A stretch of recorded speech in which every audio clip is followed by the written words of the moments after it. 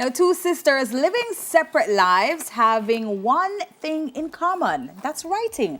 Now, Tavia Benjamin, author of Words Beyond the Page, and Janet Benjamin, author of Bloom by 30, The Mickey Chronicles, and her newest, April Showers. Let's welcome the Benjamin sisters. Hi, ladies. Good morning. Hi. Good morning.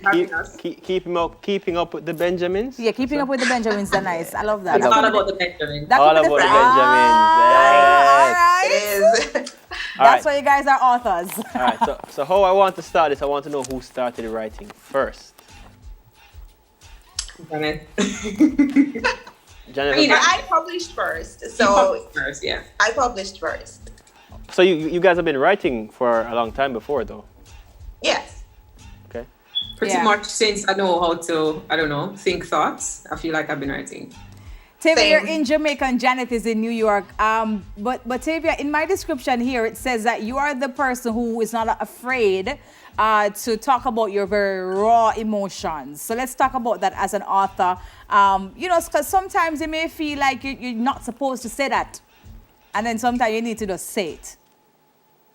I mean, for me, what I found is that writing is a way of me processing what I'm feeling.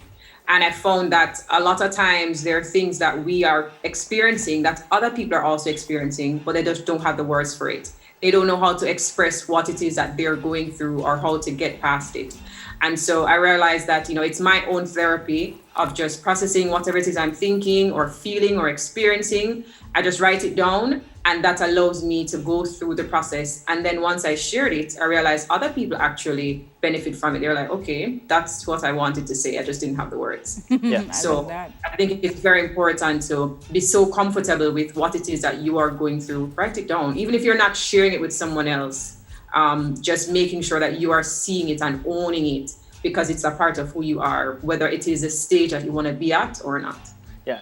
Janet, how does one get to that point then? Like, get to the point where you're comfortable enough writing down your own feelings on paper?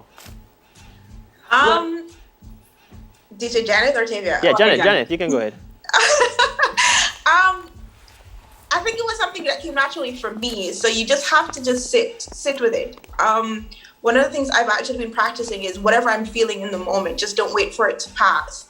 In that moment, if whatever it is that you're going through, just write it. It doesn't matter if it sounds right or there's no wrong way to do it. In that moment when you're feeling what you're feeling, just grab a piece of pen and paper. In fact, you have a phone with tools on that phone to write. And I think it's important to really let it out, because you don't know what you might be holding on to by not writing it. Yeah. Janet, you said that, and Tavia, I want to ask you that question about emotions, feeling the emotions and actually putting them on paper. Is it that, as a writer, you must be feeling some kind of emotion for you to actually even write it? Yes, you have to. I mean, the thing is, it may be happy emotions, maybe sad, it may be in between. But there are moments for me that I have not been able to name the emotions, but I still allow myself to experience it. And that is also a part of the process of just recognizing who you are and helping yourself to get to that stage of understanding who you are and what you're going through. So it may not mean that you actually understand what it is you're going through. You don't know if it's sad or happy, but it doesn't matter. What matters is that you are giving yourself the space to experience it and appreciate it. And that also, once you're so comfortable with that, to say, okay, you know what, I'm going through this. I don't know what it means. I don't know what it's gonna bring me to next, but I'm gonna allow myself to go through whatever it is that I'm feeling at this point. Yeah. Janet, Bloom by 30, what's that book about? Because it sounds like... So, yeah. Bloom by 30 was about my coming into. Just to give you a backstory back, when I was about to turn 30, I decided to do a poetry challenge, right? In America, they celebrate April as National Poetry Month. And so it was like, okay, write 30 poems in 30 days. Can I do this? Halfway through, I was like, I could totally do this. I was writing poems every single day, sometimes 2 or 3 poems a day. But it was also the year I turned 30, and I was just feeling down, because apparently society tells us that we have to be all this and that by 30. So when I look back at everything that I'd accomplished already by 30, I started feeling good about myself. And so most of what I decided to do was like talk about my growth, talk about my journey in writing, in love, in faith with the people around me. And it's also sort of a mantra to folks to say, you don't have to bloom by 30. You can come into your own life, your own way, and enjoy your own journey by any age. So bloom by 30, that's the story. It's about growth. It's about your coming into. It's about understanding that your journey is precious. Yeah. I like that. Tavia, I love this book, and I love the title already. It says Words Beyond the Page, and at the back it says Raw Soul, knowing what it feels like to feel too hard for the wrong person, the wrong thing, and to hold too close the wrong feelings.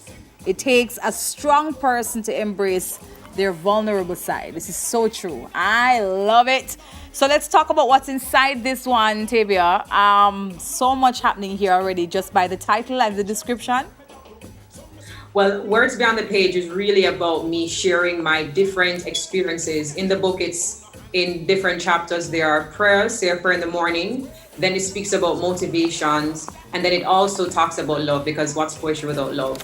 But the essence of the book is that no matter your experiences, there's always a deeper meaning behind it. So as the title says, the words beyond the page, there's more to the meaning of these words that are on the page. It's not just what you read there, but you can look at your life, your experiences, experience them, but you can also see the lessons that are not necessarily so obvious. You're looking beyond what is ordinary or what is obvious to the eyes. So it's really about just looking at those smaller things to see what the meaning is in any experience that you have or any interaction you have with people.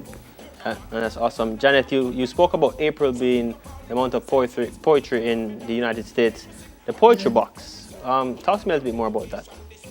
So the Poetry Box, I decided to do something extra with April Showers, which is my second poetry collection. I wanted people to experience a level of self-awareness and a level of self-care with that box.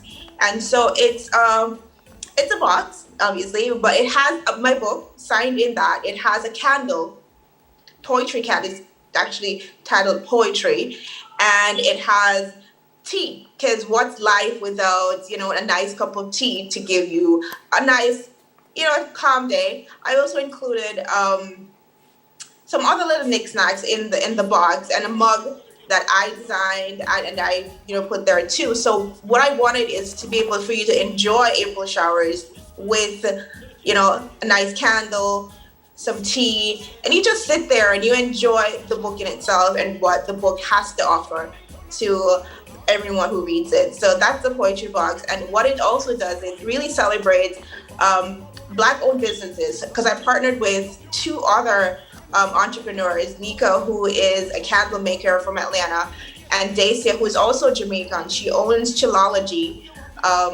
She's based in New Jersey, and she's an amazing. So I decided to make sure that I included women who are on their own self-care journey to sort of give you that kind of experience. You open the box, it smells good. Listen, the candle smells amazing. It smells good. It's a good feel. And the poems in the book are really to give you a good feeling for you to really own who you are, jump into your authenticity, and just express yourself. So, it's sort of like a feel-good box type of situation.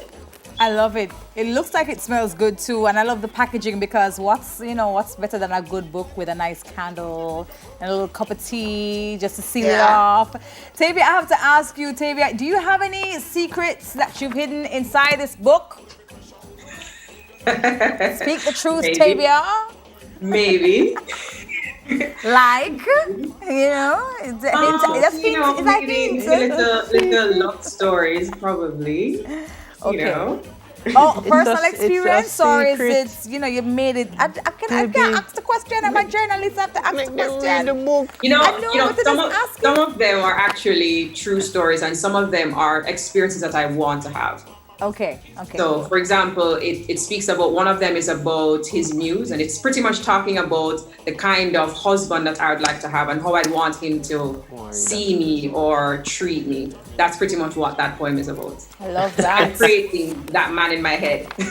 Awesome. All right, before we go quickly, what is your favorite book that you've not written? Both of you. Well, That's for me, Tavia? Yeah, any of you. Okay, so far, one of my favorite books is Me Before You. It's actually a trilogy of stories by Jojo Moyes. And I like that book because it's so authentic. You are able to see all the parts of the characters. She doesn't hide anything, and you're able to see them transform into who it is that they want to be. And their journeys are not perfect. It doesn't happen fast. It's still slow as it is in real life. And so you feel like you can connect with the characters. And that's how I want people to connect with my poetry and my work. So I love that book and the trilogy that comes with it. Yeah, Janet. A book that I read or try to read every single year is Who Moved My Cheese. It's a very simple book. I've lent this book to a lot of different people because it really speaks to change. It speaks to how we handle change and how we see change. And a lot of my work is us going through the cycles of life and changing and growing and, evolving into becoming better people every single day. So Who Moved My Cheese is really a really good book. I've been reading it since 2005. Almost every single year, because you have to be reminded that you have to move with the cheese. So yeah. Awesome. Girl, Yeah, awesome. I Very love awesome. that book. I Yeah. do. Yeah, the Benjamin sisters, authors, poets, powerful women. Thank you for joining us on Weekend Smile. More after the break.